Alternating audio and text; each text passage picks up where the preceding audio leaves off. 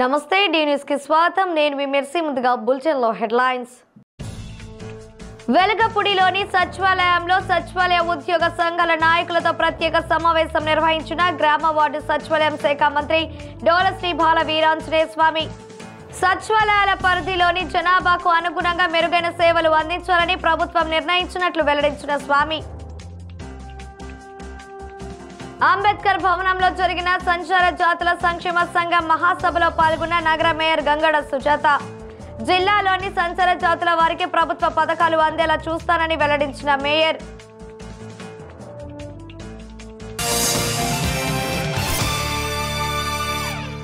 ఇక వివరాలకు వెళితే రాష్ట్రంలోని గ్రామ వార్డు సచివాలయాలపై ప్రభుత్వం దృష్టి సారించింది. కొన్ని సచివాలయాల్లో సిబ్బంది ఎక్కువగా ఉండడం, మరికొన్ని సచివాలయాల్లో తక్కువగా ఉండడాన్ని ప్రభుత్వం గుర్తించింది. ఈ నేపథ్యంలో రాష్ట్ర వ్యాప్తంగా ఉన్న సచివాలయాలను రేషనలైజేషన్ చేయాలని నిర్ణయించింది. అందులో భాగంగా గ్రామ వార్డు సచివాలయం శాఖ మంత్రి డోలశ్రీ బాల వీరాంజనేయ స్వామి వెలగపూడిలోని సచివాలయంలో సచివాలయం ఉద్యోగ సంఘాల నాయకులతో ప్రత్యేక సమావేశం నిర్వహించారు. సచివాలయ పరిధిలోని జనాభాకు అనుగుణంగా ఏబీసీ కేటగిరీలుగా చేయాలని నిర్ణయించారు.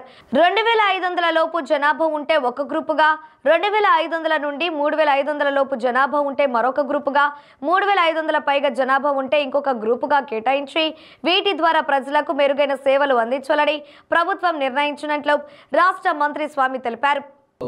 రివ్యూలు చేయడం జరిగింది.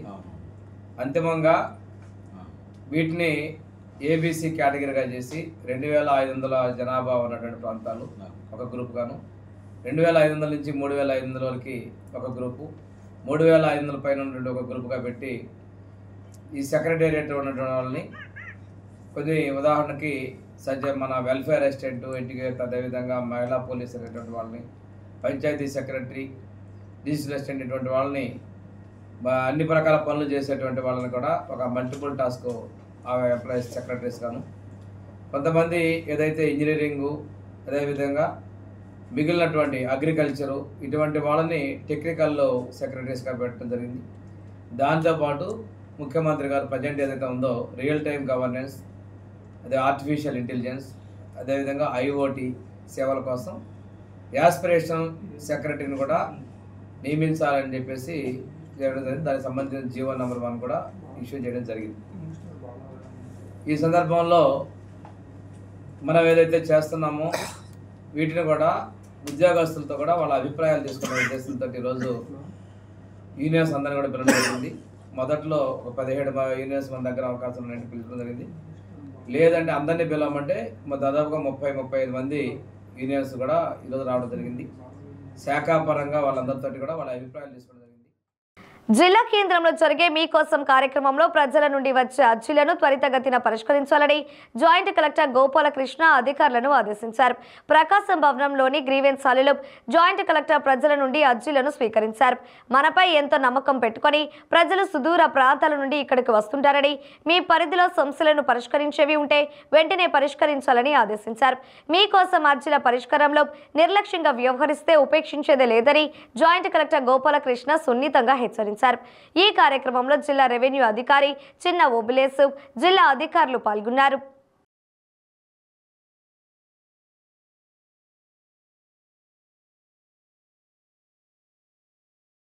నాకు చెప్పారు కానీ నేను కొంచెం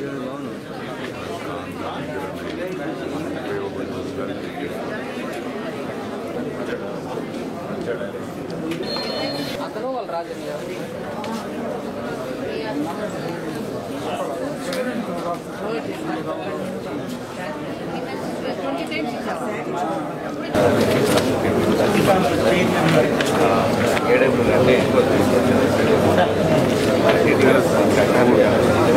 మళ్ళీ సార్ ఫోన్ చేసి రేపు 20వ తేదీ పెడతాము. గతంలో 3 times అప్లై చేస్తాం.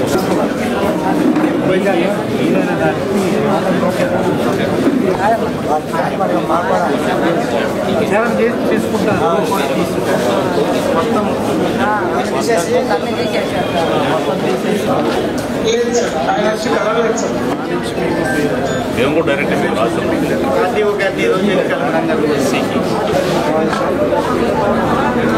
పేరుతో కరెంట్ ఉంది, ఇల్లు పనులు ఉన్నాయి, చాలా ఉంది.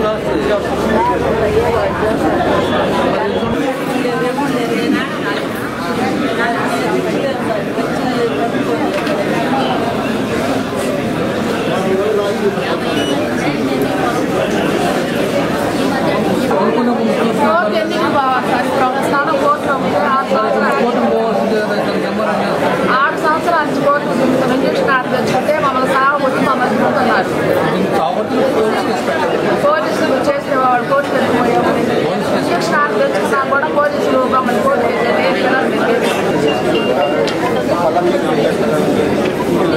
మీరు పొలం మీద ఉన్నారా? ఇష్యూ ఏమొచ్చింది? వాళ్ళు మీరు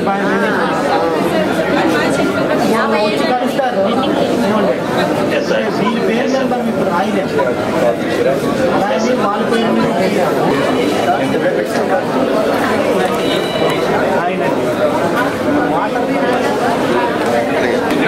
గవర్నమెంట్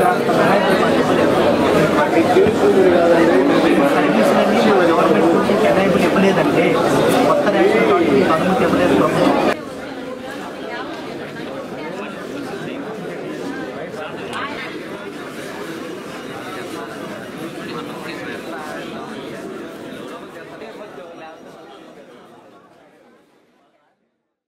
ప్రకాశం జిల్లాలో జీపీఎస్ వైరస్ కలకలం రేపుతుంది. తొలిసారిగా వింటున్న ఈ వైరస్ కు సంబంధించి జిల్లాలో కేసు నమోదు కావడమే కాకుండా సంబంధిత మహిళ మృతి చెందడంతో ప్రజలు బెంబెలెత్తిపోతున్నారు. అరుదుగా వచ్చే గులియన్ బ్యారే సిండ్రోమ్ వైరస్ కేసులు ఉభయ తెలుగు రాష్ట్రాల్లో అక్కడక్కడ నమోదు అవుతున్నాయి. ప్రకాశం జిల్లా కొమరోలు మండలం అలసందలపల్లెకి చెందిన 50 సంవత్సరాల వయసు కలిగిన ఒక మహిళ బీబీఎస్ వైరస్ బారిన పడి మృతి చెందడంతో జిల్లా ప్రజలు భయాందోళన చెందుతున్నారు. ఈ నేపథ్యంలో రాష్ట్ర ప్రభుత్వం అప్రమత్తమైంది. జిల్లాకు చెందిన రాష్ట్ర మంత్రి డోలాశ్రీ బాలవీరాంజనేయ స్వామి వెంటనే స్పందించారు. ఈ వైరస్కు సంబంధించి జిల్లా కలెక్టర్, జిల్లా వైద్య ఆరోగ్య శాఖ అధికారులకు స్పష్టమైన ఆదేశాలు జారీ చేశారు. ప్రజలు భయాందోళనలు చెందకుండా బీబీఎస్ వైరస్ పట్ల అవగాహన కలిగించాలని జిల్లా వైద్య ఆరోగ్య శాఖ అధికారి వెంకటేశ్వర్లను మంత్రి స్వామి ఆదేశించారు. కలుషిత ఆహారం, నీటి వల్ల కలిగే గ్యాస్ట్రో ఎంటరిస్ ద్వారా ఈ బీబీఎస్ వైరస్ వస్తుందని వైద్యులు తెలుపుతున్నారు. ఇప్పటికీ మహారాష్ట్ర, పశ్చిమ బెంగాల్ బీబీఎస్ వైరస్ తాండవిస్తుంది. ఆంధ్రప్రదేశ్, తెలంగాణ రాష్ట్రాల్లో కూడా కేసులు నమోదయ్యాయి. అయితే ప్రకాశం జిల్లాలో తొలి మరణం చోటు చేసుకోవడంతో ప్రజలు భయాందోళన చెందుతున్నారు.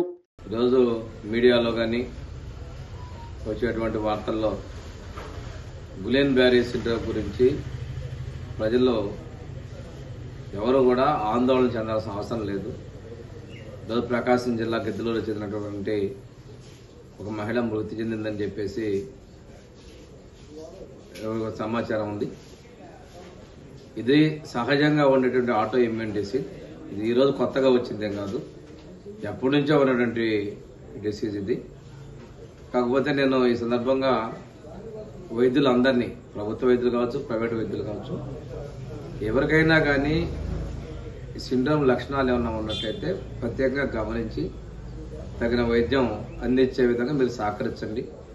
ప్రభుత్వం, ముఖ్యమంత్రి, అదేవిధంగా వైద్య ఆరోగ్య శాఖ మంత్రి కూడా వీటి మీద సమీక్ష చేసుకున్నారు. ఈ వ్యాధికి అవసరమైనటువంటి ఇమ్యునోగ్లోబులిన్స్ కూడా ప్రభుత్వ ఆసుపత్రుల్లో అందుబాటులో పెట్టారు. ఎక్కడా కూడా ఇటువంటి ఇబ్బందులు వచ్చినప్పుడు భయపడకుండా ఉండాల్సినటువంటి పరిస్థితి ఉంది. కానీ ఇది అంత పెద్ద భయభ్రాంతులకు గురి చేయాల్సిన అవసరం కూడా కాదని తెలియజేసుకుంటూ ప్రజలు ధైర్యంగా ఉండండి. వైద్యులు మాత్రం మరొకసారి కూడా విజ్ఞప్తి చేస్తున్నాను, గమనించి ట్రీట్మెంట్ సకాలంలో అందే విధంగా చర్యలు తీసుకోవాలి. ఇది ఎటువంటి అంటువ్యాధి కాదు.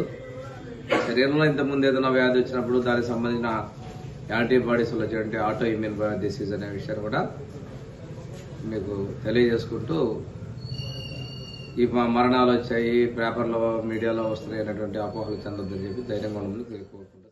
మనము కండరాల బలహీనత, నడవలేకపోవటము, కళ్ళు మూతలు పట్టము, ఇటువంటి లక్షణాలు కనుక ఉన్నట్లయితే వెనువెంటనే మీ దగ్గరలో ఉన్నటువంటి వైద్య సిబ్బందికి తెలియచేసి వారి యొక్క సహాయ సహకారాలను తీసుకొని అదేవిధంగా వెంటనే వైద్యం కనుక తీసుకున్నట్లయితే దీని గురించి భయపడాల్సిన అవసరం లేదు.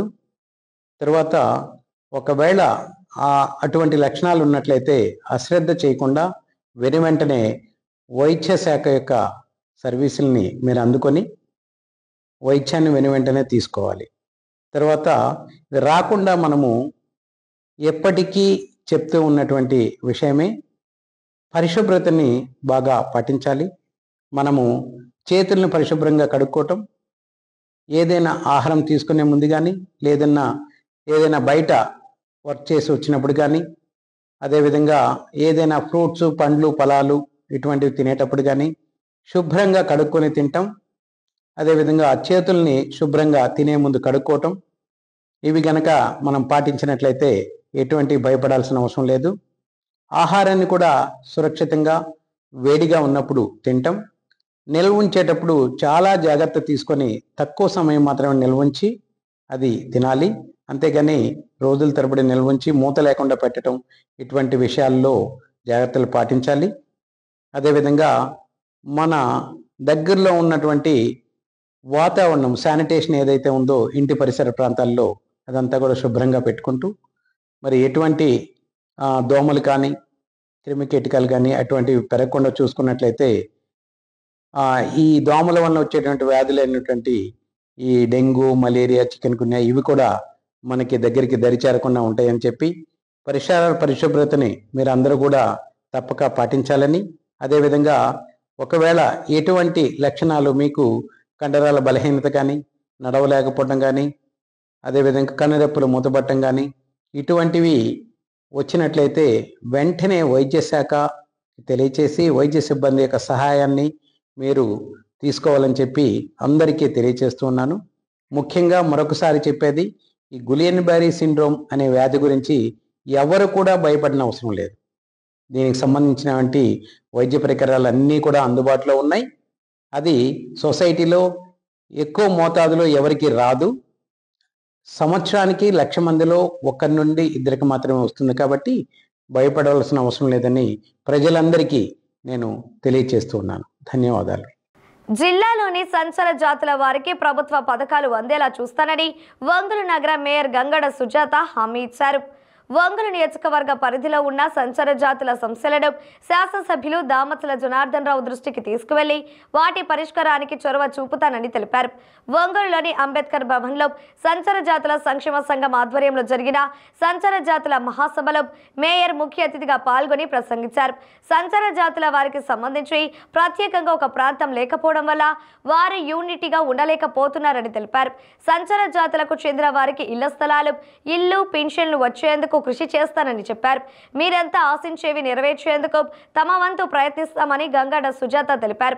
సంచార జాతుల సంక్షేమ సంఘం రాష్ట్ర అధ్యక్షుడు పొగడ్త చిన్న చెంచయ్య మాట్లాడుతూ సంచార జాతుల సమస్యల గురించి గత 25 ఏళ్ల నుండి పోరాడుతున్నట్లు చెప్పారు.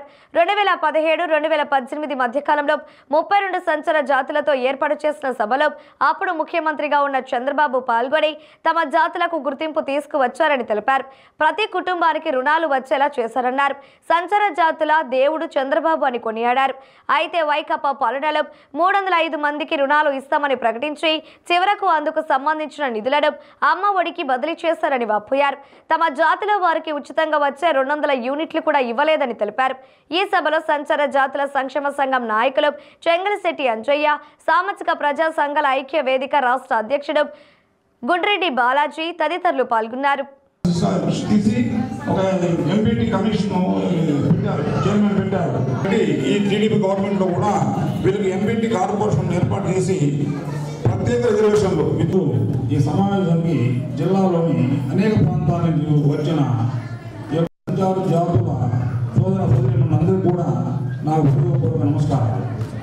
ఈరోజు ఈ సభ ఏర్పాటు చేయడంలో మన చెంచయ్య గారు చిన్నకత్తుల చెంచయ్య గారి యొక్క సేవ, కృషి చాలా ఎంతో ఉంది. అట్లానే మనం చరిత్ర ఒకసారి పరిశీలించుకున్నట్లయితే ఈ సంచార జాతులు ఎవరు, మొండికొండ ఏమిటి, కాటికాపురి, పాముల, నక్కల, బుడబక్కుల, ఈ ఒంటెక్కుల, ఈ యొక్క కులాలు ఏమిటి, ఏ పరిస్థితుల్లో ఉన్నాయి, ఇప్పుడు ఎట్లామని మనం పరిశీలించుకుంటే ఒకసారి మనకి స్వతంత్రం రాకముందు బ్రిటిష్ పాలకుల పరిపాలన ఉండగా సామాజిక, రాజకీయ, ఆర్థిక పరిస్థితులను బట్టి కులాలుగా బీసీలుగా, కొంతమంది ఎస్సీ ఎస్టీలుగా 20 సంవత్సరాల నుంచి ఈ మణివల్ల సంఘం సంచార జాతుల్లో తిరుగుతుంటే ఏ గొప్పలో పోయినా కూడా మణివల్లోళ్ళు, పామరోళ్ళు, పుడపల్లోళ్ళు, కాడిబాబులోళ్ళు, తమ్మరోళ్ళు, గంగేపులోళ్ళు, దాసరోళ్ళు, సంఘమోళ్ళు, ఈ కులాలన్నీ కూడా ఒక బీసీ వేలో ఉన్నాయని చెప్పి ఒక ఆవేశంతో 25 సంవత్సరాల నుంచి ఈ ఉద్యమంలో తిరుగుతూ కూడా ఉన్నప్పటికీ ఏ ప్రభుత్వాలు పట్టించుకోకపోయినా, ఏ గవర్నమెంట్ పట్టించుకోకపోయినా మరి 2017-18లో మరి రాష్ట్ర గౌరవనీయులైన రాష్ట్ర ముఖ్యమంత్రి నారా చంద్రబాబు నాయుడు గారిని నన్ను కలిపినంటి కనుక దామచర్ల జనార్దన్ గారికి వెళ్ళింది. ఇదే అంబేద్కర్ భవనంలో గతంలో 2017-18లో మీటింగ్ పెట్టారు. సంచార జాతర పులిగా వచ్చారు. ఈ రోజు కూడా అదే కనుక మళ్ళీ పెట్టాలనుకున్నాం. మన రాష్ట్రంలో సంచార జాతుల వాళ్ళు మనకు అందరికీ తెలిసిన విషయమే. బుడబుక్కలు కానివ్వండి, కాటిపాపలు కానివ్వండి, అలాగే మొండె బండ, ఇలా చాలా రకరకాలుగా ఉన్నాయి. ఎందుకంటే వీళ్ళు ఒక చోట ఉంటారు, ఎక్కడ పని ఉంటే అక్కడికే వెళ్ళిపోతూ ఉంటారు. ఏ రోజుకు ఒక ఊరు, అందుకే వేరే వేరే ఊళ్ళలో తిరుగుతారు కాబట్టి సంచార జాతులు అని అంటారు. ఒక చోట ఉండకుండా రోజుకు ఒక ఊళ్ళో ఎక్కడ అవసరం ఉంటే వాళ్ళ అవసరాలు ఎక్కడెక్కడైతే ఉన్నాయో ఆ యొక్క ప్లేస్కి వెళ్తారో పని చూసుకుంటారో మళ్ళీ వేరే చోటకి వెళ్ళిపోవడం జరుగుతుంది. కానీ వాళ్ళకి ఒక నిర్దిష్టమైన ఊరు కానీ ఒక నిర్దిష్టమైన ప్లేస్ కానీ ఎక్కడ ఉండదన్నమాట. ఇప్పుడు మనకి ఇక్కడ ఏరియా మనం చూసినట్టయితే మామిడిపాలెం చూసేది ఒక కమ్యూనిటీకి సంబంధించిన వాళ్ళు, కబడ్డీ పాలెం అంటే ఒక కమ్యూనిటీకి సంబంధించిన వాళ్ళు, అలాగే మన 16వ డివిజన్ ఎలాగంటే ఎస్టీలు, ఎస్సీలు అంటే ఒక కమ్యూనిటీకి ఒక ఏరియా అంటూ ఉంటుంది. కానీ వీళ్ళకి సంచార జాతులకు మాత్రం ఒక ఏరియా అనేది లేకుండా ఉండడం వలన వాళ్ళకి యూనిటీ లేక ఇలాగ అప్పుడప్పుడు మీటింగ్లు పెట్టుకొని మేము కూడా ఉన్నాము, ప్రభుత్వాన్ని మేము కూడా సపోర్ట్ చేస్తున్నాము, మా వల్ల కూడా ఓట్లు పడ్డాయి అనే ఒక ఆక్రోషంతో మరి మాకు కూడా ఒక సరైన సదుపాయం కల్పించాలని చెప్పేసి కోరుకోవడం జరుగుతుంది. ఒంగోలు నగరంలో బీసీ ఆరామ క్షేత్రముల అభివృద్ధి కమిటీ ఏర్పాటైంది. ఒంగోలు శాసనసభ్యులు దామచల జనార్దన్ రావు ప్రత్యేక చొరవతో కమిటీ కార్యరూపం దాల్చింది. గౌరవ అధ్యక్షులుగా కటారి నాగేశ్వరరావు, ప్రధాన సలహాదారుగా రాజసుగర్ల వెంకట్రావు, గౌరవ సలహాదారుగా కుంచల వెంకటేశ్వర్లు, అధ్యక్షులుగా జంపని రామచంద్రయ్య, ప్రధాన కార్యదర్శిగా గొల్ల వెంకటేశ్వరరావు, ఉపాధ్యక్షుల షేక్ మస్తన్వలి, భీమవరపు యలమంద, పెరంబదూరి వరలక్ష్మి, కోశాధికారిగా నాయుడు జనార్దన్ రావు, కార్యదర్శులుగా బత్తుల కృష్ణమూర్తి, చంబళ్ళ అశోక్ కుమార్, పిల్లి మధులతో పాటు సంయుక్త కార్యదర్శులు, కార్యనిర్వాహక కార్యదర్శులు, కార్యవర్గ సభ్యులను నియమించారు. ఒంగోలులోని జిల్లా తెలుగుదేశం పార్టీ కార్యాలయంలో ఏర్పాటు చేసిన మీడియా సమావేశంలో ఇందుకు సంబంధించిన వివరాలను కమిటీ సభ్యులు వెల్లడించారు.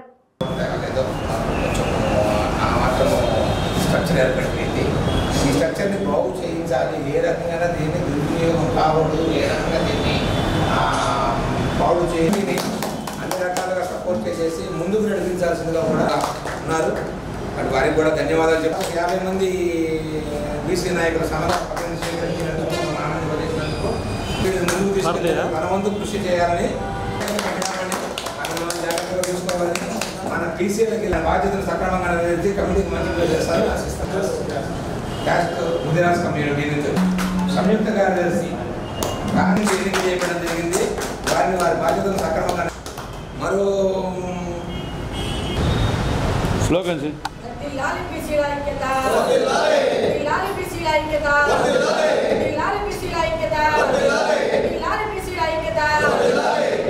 ముందు బీసీ సంక్షేమ సంఘం ఆధ్వర్యంలో, బీసీ సాధన సమితి ఆధ్వర్యంలో ఎన్నో సంవత్సరాల నుంచి ఆ యొక్క స్థలం కోసం పోరాడి ఈరోజు దాన్ని ఒక నిర్మాణ దశకి తీసుకొచ్చిన నా ముందు వర్క్ చేసినటువంటి నా బీసీ సోదరులందరికీ నేను హృదయపూర్వక ధన్యవాదాలు తెలుపుకుంటున్నాను. ఈరోజు చాలా సంతోషంగా ఉంది. రాష్ట్రంలో ఎక్కడా లేదు. ఇన్ని బీసీ కులాలు కలిపి ఒక దిక్కడే ఉండడం, అందరికీ వాళ్ళకు ఒక నీడను ఏర్పాటు చేసుకోవడం చాలా సంతోషంగా ఉంది. గతంలో ఒక 8 కులాలకు మాత్రమే మున్సిపల్ కౌన్సిల్లో తీర్మానం పొంది ఉండగా 2014-19లో మన ఒంగోలు శాసనసభ్యులైనటువంటి శ్రీ దామచర్ల జనార్దన్ రావు గారు ఒక 8 కులాలే కాదు, మన నియోజకవర్గంలో ఉన్నటువంటి ఎన్ని బీసీ కులాలు అయితే ఉన్నాయో అందరికీ అక్కడ వాళ్ళకి స్థానం ఏర్పాటు చేయాలని చెప్పేసి ఆ రోజు నిర్ణయించడం జరిగింది. ఆ యొక్క ఉద్దేశంతో ఏర్పడినటువంటి ఈ యొక్క బీసీ ఆరామ క్షేత్రాలని ఈరోజు నిర్మించుకొని అందరం దాంట్లో ప్రవేశించే విధంగా నిర్మాణం జరుపుకోవడం చాలా సంతోషంగా ఉంది. మీరందరూ కలిసి నన్ను అధ్యక్షుడిగా నా సహచర మిత్రులందరి సహకారంతో, స్థానిక శాసనసభ్యులు శ్రీ దామచర్ల జనార్దన్ రావు గారి సహకారంతో, అక్కడ ఉన్నటువంటి మిగతా కులాలకి కౌన్సిల్లో తీర్మానం ప్లస్ కరెంటు మిగతా డెవలప్మెంట్స్ అన్నిటి కూడా నేను ముందుకు తీసుకెళ్తానని చెప్పేసి కోరుకుంటూ సెలవు తీసుకుంటాను. బీసీ ఆరామ క్షేత్రం కమిటీ కొత్తగా ఎన్నుకోబడిన కమిటీ సభ్యులందరికీ పేరు పేరున నా అభినందనలు తెలియజేస్తా ఉన్నాను. ఇది ఈ ఆరామ క్షేత్రం అంటే మెయిన్ ఒంగోలు నగరంలో ఎంతోమంది వివిధ ప్రాంతాల నుంచి వచ్చి ఎన్నో చిన్న చితక బీసీ జాతుల వారైతే ఎవరైతే సొంత నివాసం లేక చనిపోతే వాళ్ళని పండేయడానికి కూడా ఇబ్బంది కలిగిన పరిస్థితి మనం కోవిడ్ టైంలో చూస్తున్నాం. ఇతర టైంలో కూడా ఇప్పుడు కూడా నడుస్తూనే ఉంది. బాడుగిళ్ళలో ఎక్కువ మంది ఉంటారు కాబట్టి చనిపోయిన వాళ్ళని పండేయడానికి కానీ వాళ్ళకి సంబంధించి ఏదైనా సెంటిమెంట్గా చేయాల్సిన కార్యక్రమాలు కర్మకాండలు చేయడానికి వాటికి కానీ ఇబ్బంది అవుతుంది. కాబట్టి దాన్ని బీసీలకి ప్రత్యేకంగా బీసీల కోసం అని చెప్పని దాదాపు ఇది 2009 నుంచి నడుస్తూ ఉంది. మాకు ఒక ఆరామ క్షేత్రం కావాలని 2014-19 మధ్య దామచర్ల జనార్దన్ గారు ఈ బీసీ సంఘాల వాళ్ళందరినీ అప్పుడు ఎమ్మెల్యేగా ఉన్నప్పుడు ఆయన పిలిచి మీకు నేను ఏర్పాటు చేస్తానని చెప్పి వాళ్ళతో మాట్లాడటం, తదనంగా వాళ్ళకు ఒక స్థలం చూపించడం, దాంట్లో ఒక అధికారిని పిలిపించి దానికి ఒక మ్యాప్ లాగా ఏర్పాటు చేసి చేయడం జరిగింది. తర్వాత గవర్నమెంట్ బావటం కొంత వచ్చిన వారు కూడా కొంత పని మొదలుపెట్టారు. తర్వాత ఇప్పుడు మళ్ళీ వెంటనే ఏదైతే మనకి 2014-19లో మాట ఇచ్చిన విధంగా మా ప్రీతమ శాసనసభ్యులు దామచర్ల జనార్దన్ గారు వెంటనే అధికారంలో రాగానే ఆయన ఎమ్మెల్యే అవ్వగానే అందరినీ పిలిపించి మళ్ళీ వాటి నెంబర్ని పొజిషన్లోకి వెళ్ళమని చెప్పని వాటికి మీకు ఏమేం కావాలని చెప్పని ఏర్పాట్లను నేను చూసుకుంటానని చెప్పని ఒక భరోసా ఇచ్చి వెంటనే ఆయన చెప్పిన వెంటనే కార్యాచరణలోకి మనల్ని దిగటం, ఒక కమిటీ ఏర్పాటు అవ్వటం. ఇప్పుడు ఆల్రెడీ రేపు బుధవారం రోజు మేదర్లు ఒక గృహప్రవేశంలాగా కూడా పెట్టుకుంటా ఉన్నారు. ఎస్టీ ప్రజల దామాషా ప్రకారం బడ్జెట్లో సబ్ ప్లాన్ కు నిధులు కేటాయించాలని ఇండిపెండెంట్ లేబర్ పార్టీ అధ్యక్షులు దాసరి సుందరం డిమాండ్ చేశారు. ఒంగోలులోని స్థానిక మంగమూరు డొంకలోని గాంధీనగర్లో ఉన్న 3 బొమ్మల సెంటర్ వద్ద ఏర్పాటు చేసిన మీడియా సమావేశంలో ఆయన మాట్లాడుతూ ఈ నెల 24వ తేదీ బడ్జెట్ సమావేశాలు జరుగుతున్న నేపథ్యంలో సబ్ ప్లాన్ నిధులు కేటాయించేలా ప్రభుత్వం బడ్జెట్ను రూపొందించాలని అన్నారు. ఎస్సీలకు కేటాయించిన సబ్ ప్లాన్ నిధులను వారి అభివృద్ధికే కేటాయించాలని వారు కోరారు. కూటమి ప్రభుత్వం అధికారంలో వచ్చిన తరువాత దళితులపై అగ్ర కులానికి చెందిన వారు దాడులకు పాల్పడుతున్నారని ఆరోపించారు. దళిత గిరిజన సమస్యలను పరిష్కరించాలని కోరుతూ ఈ నెల 20వ తేదీన జిల్లా కలెక్టర్ కార్యాలయం ఎదుట ధర్నా కార్యక్రమం చేపడుతున్నట్లు ఆయన తెలియజేశారు. ఈ కార్యక్రమంలో ఇండిపెండెంట్ లేబర్ పార్టీ జిల్లా అధ్యక్షులు కట్ట వరప్రసాద్, ఎస్డిపిఐ జిల్లా అధ్యక్షులు అబ్దుల్ సత్తార్, కేఎన్పిఎస్ జిల్లా నాయకులు జార్జీ, సంగీతారావు, జె సుబ్బారావు, కార్తీక్ తదితరులు పాల్గొన్నారు.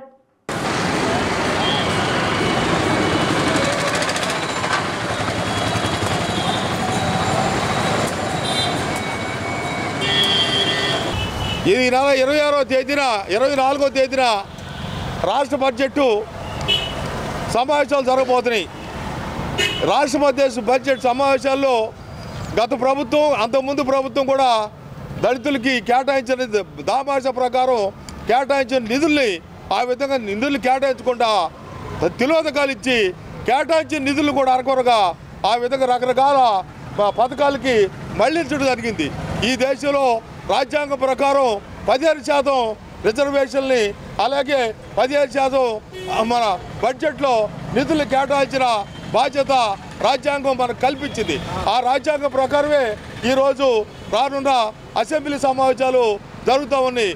అసెంబ్లీ సమావేశాల్లో ఖచ్చితంగా ఎస్సీ ఎస్టీలకు దామాషా ప్రకారం ప్రజల దామాషా ప్రకారం బడ్జెట్ కేటాయించాలని, ఆ కేటాయించ జరగకపోతే ఖచ్చితంగా దీని మీద తీవ్రమైన స్థానంలో రాష్ట్ర వ్యాప్తంగా ఉద్యమాలు చేద్దామని దాన్ని కొనసాగింపుగా రేపు 20వ తేదీన కలెక్టరేట్ వద్ద ఎస్సీ ఎస్టీ ప్రజలు బడ్జెట్ కేటాయించాలని దీని మీద కలెక్టరేట్ ముందు ఎస్సీ ఎస్టీలు మహాధర్నా జరుగుతుందని, ఆ ధర్నాలో ఖచ్చితంగా ఎస్సీ ఎస్టీలకు సంబంధించినటువంటి నాయకులు ఆ పార్టీ సంస్థల్ని అభిమానించేటువంటి పార్టీలు కూడా పిలిచి మహాధరణ చేపట్టడం జరుగుతుందనేది కూడా ఈ సందర్భంగా తెలియజేస్తూ ఉన్నాను.